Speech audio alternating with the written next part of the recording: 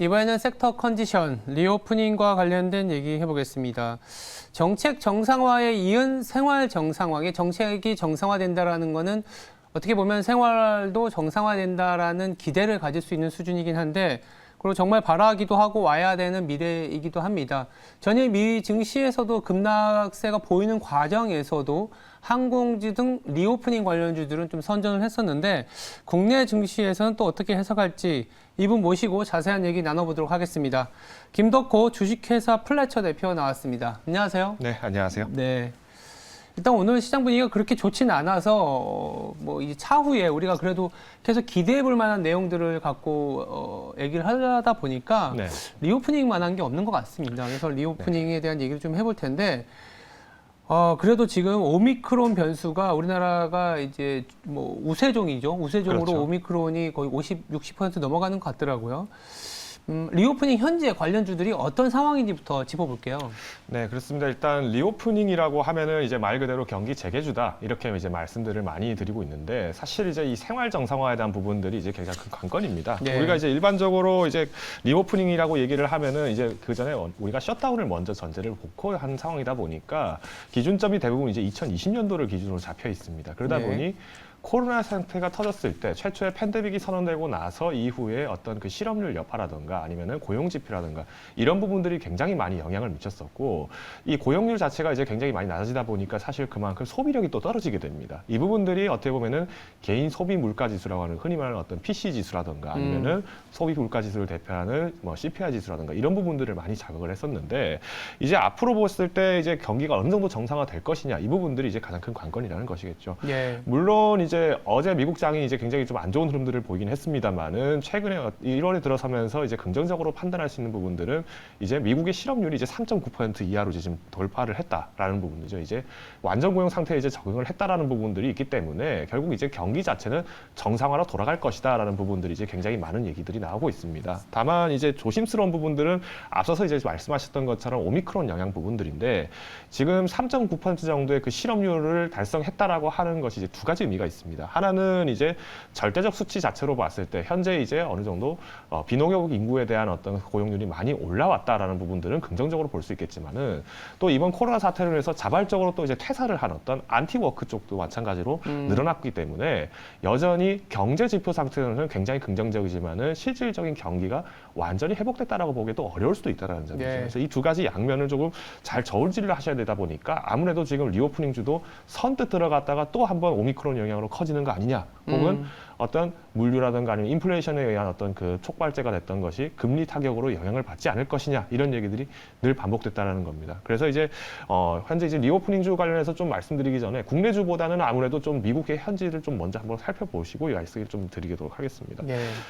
우선 이제 해외에서 마찬가지로 이제 리오프닝을 좀 본격적으로 진행을 하면서 이제 백신 접종률이 많이 올라오다 보니까 여기에 따른 어떤 그 업종들 중에서는 아무래도 그 외식 업종들이 좀 많이 눈에 띕니다. 우리가 이제 많이 알 수 있는 맥도날드라든가 스타벅스라든가 이런 부분들이 조금 이제 꾸준하게 상승을 좀 많이 했었는데, 물론 이제 단기적인 어떤 차익 면에서 또 이제 금리 인상에 대한 영향들이 나오다 보니까 지난 1주, 2주 내에서의 어떤 차익 매물이 나온 종목들이 굉장히 많습니다.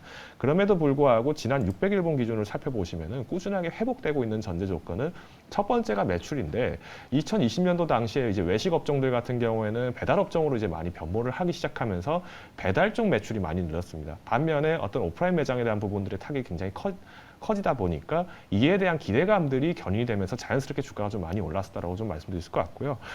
연블렌드뿐만 아니라 마찬가지로 스타벅스도 비슷합니다. 이제 스타벅스 같은 경우에는 우리가 이제 일반 카페 관련된 주로 또 얘기를 많이 하는데, 스타벅스가 이제 연중에 조금 이제 연말이 되면서 이제 조금 움직임이 좀 덜했던 부분들이 아무래도 기존의 어떤 그 글로벌 매출의 회복세는 빠르지만은 결국은 어떤 그 주가라는 부분들이 어떤 투자 시장 자체에 대한 불황이 나오게 됐을 때 어떻게 볼 것이냐, 이런 얘기들이 많이 나온다는 거죠. 유사하게 이제 스타벅스처럼 어떤 이제 프랜차이즈, 특히 어떤 카페라든가 아니면은 간단하게 어떤 그 제과류를 좀 먹을 수 있는 업체라면 국내 업체에서는 SP3립이라든가 이런 업체들이 굉장히 많다 보니까 연계해서 좀 말씀을 드린다면은 단기간에서의 어떤 그 악재 요건들은 결국은 오미크론 영향이 좀 컸었다, 이렇게 말씀드릴 수 있을 것 같고요. 앞으로 이제 리오프닝을 좀 보셨을 때는 이제 결국은 매출 자체가 전년 기대치 대비해서 실적이 견인이 되냐 되지 못하냐가 가장 큰 관건인 것 같습니다.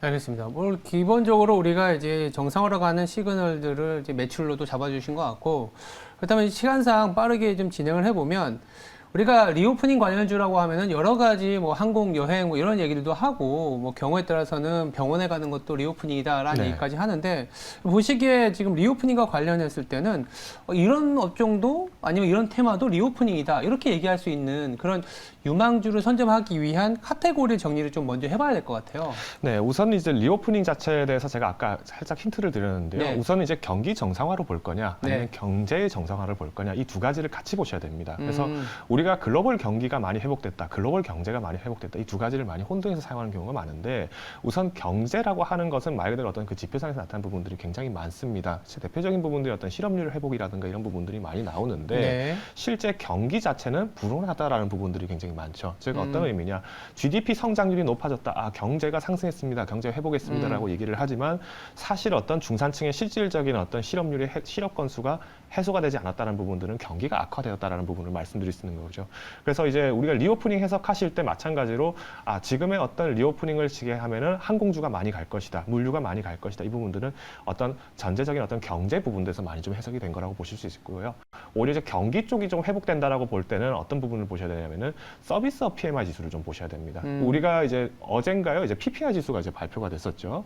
9.7% 가까이 이렇게 상승을 했다는 부분들은 전년 대비해서 이제 제조업 자체는 계속 호재가 있다는 겁니다. 즉 경제가 활성화되고 그만큼 고용률이 많이 확보가 되다 보니까 제품을 끊임없이 생산하는 데 있어서의 그 부담들은 계속 올라가고 있다는 겁니다. 반면에 어떤 경기 부분을 좀 보셨을 때는 서비스업 PMI 지수는 여전히 60포인트 이상을 달성한 부분들이 그렇게 많지가 않습니다. 그래서 서비스 업종이라고 좀 말씀드린다면은 아무래도 외식 업종이라든가 여행 업종, 그리고 또 살펴드릴 수 있는 것이 어떤 헬스케어라든가 이런 부분들을 좀 많이 말씀드릴 수 있는데, 네. 우리가 이제 헬스케어 부분 말씀을 드리면은 사실 이제 많은 분들이 지나치게 어떤 코로나 이슈 쪽이 좀 많다 보니까 조금 중첩되는 부분이 있다, 이렇게 부담스럽게 느끼시는 분들이 많으신 것 같아서 오히려 좀 제가 소개드릴 부분들은 외식 업종, 뭐 아까 제가 잠깐 언급드렸던 뭐 SPC 삼립이라든가 이런 종목들을 한번 좀 보셔야 된다라고 좀 말씀드리고 싶고요.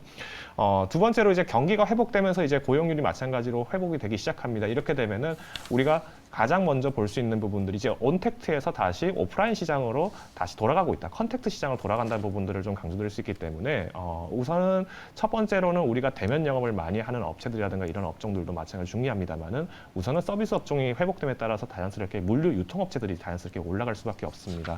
그러면 어떤 택배 업종이라든가 이런 부분들에서 그 소요 부분들이 회복이 되다 보니까 자연스럽게 어떤 매출 부분들이 많이 나올 수 있겠죠. 세 번째로 좀 소개드리고 싶은 업종이라고 하면은 아무래도 교육 업종이 되지 않을까라고 판단하고 있습니다. 작년에 워낙 불수능이 있다 보니까 아무래도 많은 분들이 교육주 한번 좀 봐야 된다 뭐 이런 얘기들을 하시는 분들이 좀 많으셨던 것 같은데, 오히려 이제 교육 자체가 이제 어떤 그 시험 자체의 난이도의 문제라기보다는 작년 2020년도까지는 2020년, 21년도까지는 아무래도 언택트 쪽으로 시장을 급격하게 바꾸려고 하다 보니까 사실 이 부분들이 기존의 오프라인 시장을 굉장히 크게 잡았던 어떤 기숙항월이라든가 이런 업체들은 부담이 굉장히 커졌던 상황입니다. 반면에 온라인 시장을 좀 꾸준하게 확보를 해왔던 업체들 같은 경우에는 반사수혜를 굉장히 많이 보다 보니까 그 주가의 등락폭이 좀 굉장히 많이 커졌었다라고 볼 수 있는데, 이제 다시 이제 어떤 그 리오프닝이 정상적으로 진행된다라고 했을 때 그 전제 조건이 오미크론에 대한 영향이 많이 줄어든다, 델타 변이나 이런 부분들에 대한 영향이 많이 줄어든다라고 봤을 때는 교육주들이 다시 이제 오프라인 시장으로 돌아갈 수 있기 때문에 이 부분들을 좀 한번 눈여보시면 좋을 것 같습니다. 자막에 나온 것처럼 이제 마찬가지로 외식업종, 숙박업종도 동일한 여건으로 보시면 좋을 것 같습니다. 네, 뭐 외식 그리고 뭐 택배, 교육 이렇게, 그리고 이제 자막에 보이는 것처럼 여러 이제 리오프닝 테마를 이제 정리를 해주셨는데, 또 이제 직관적으로 우리가 알아볼 수 있는 게 사실 리오프닝 관련된 종목이지 않습니까? 네, 그렇죠. 주식까지 한번 짚어볼 수 있을까요? 네, 아까 제가 처음부터 말씀드렸던 삼립 한번 잠깐 보고 가시겠습니다. 우선 이제 삼립 같은 경우에도 이제 600일 봉기적으로 제가 좀 말씀을 드리고자 하는데요. 일단은 2020년도에 들어서게 되면서 코로나 이후에 그 주가 여파들을 좀 살펴보실 필요가 있습니다.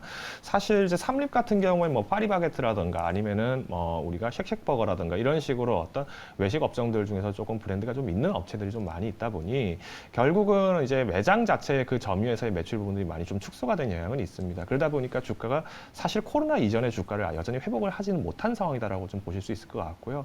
앞으로의 어떤 그 정상화 부분들의 그 전제 조건은 결국은 어떤 백신 접종에 따른 이제 거리두기 완화 부분으로 봤을 때는 오히려 카페주라고 보시면 될 것 같습니다. 그래서 한국의 어떤 미국의 스타벅스가 있다면은 국내에 좀 대체할 수 있는 투자라고 하면은 아무래도 삼립을 보시면 좋을 것 같다 말씀드리고 싶고요. 이제 리오프닝이 정상화가 진행이 되면은 마찬가지로 어떤 그 자재라든가 이런 물류에 대한 압박 부분들이 이제 많이 해소가 될 겁니다. 작년 한 해 동안 그리고 올해 가장 큰 키워드로 뽑을 수 있는 부분들이 이제 하나는 인플레이션, 하나는 금리 인상 이 부분일 텐데 결국은 리오프닝이 진행됐을 때 이제 여기에 대한 어떤 고용률도 마찬가지로 상회할 수 있기 때문에 어떤 건자재라든가 이런 운송 물량 자체가 굉장히 많이 확보가 될 수밖에 없습니다. 국내나 선진국들을 비롯해서는 이미 고용률이 많이 올라왔지만 신흥국들이 여전히 어떤 코로나 영향으로 인해서 고용이 안정화가 되지 못했기 때문에 리오프닝의 전상화 전제 조건은 이 신흥국들의 안정적인 어떤 고용 지표들이 나와야 될 수 있다라고 말씀드리겠습니다. 그래서 우선 대표적으로 신흥국들 같은 경우에는 원자재에 의존하는 어떤 그 경제 매출액이 굉장히 크기 때문에 우리가 페노션이라든가 이런 종목들을 꼭 한번 보시면서 벌크선의 운용이 어느 정도의 그 매출을 만들어낼 수 있는지 그리고 매출 자체의 액수보다는 좀 순이익 면으로 보셨을 때 그간의 주가가 좀 어느 정도의 그 등락폭이 나타나는지를 한번 추적해 보시면 좋을 것 같습니다. 이제 경기가 정상화되기 시작하면서 이제 미국도 마찬가지로 BBB 법안이라고 하죠. 이제 Build Better Back이라고 해서 과거의 어떤 그 국가재건법이라고 보시면 될 것 같은데 이 부분들을 선행하면서 마찬가지로 부동산 인프라라든가 아니면은 기존의 어떤 도로 확충, 항만 시설 이런 부분들을 굉장히 강하게 업그레이드를 시키고 있습니다. 그러다 보니 이제 어떤 국내에서는 BBB 법안에 연관되어 있는 것이 뭐 건설주라든가 시멘트 종목 그리고 어떤 전선 자재 이런 부분들이 좀 많이 요소가 될 것이다라고 판단하고 있는데요.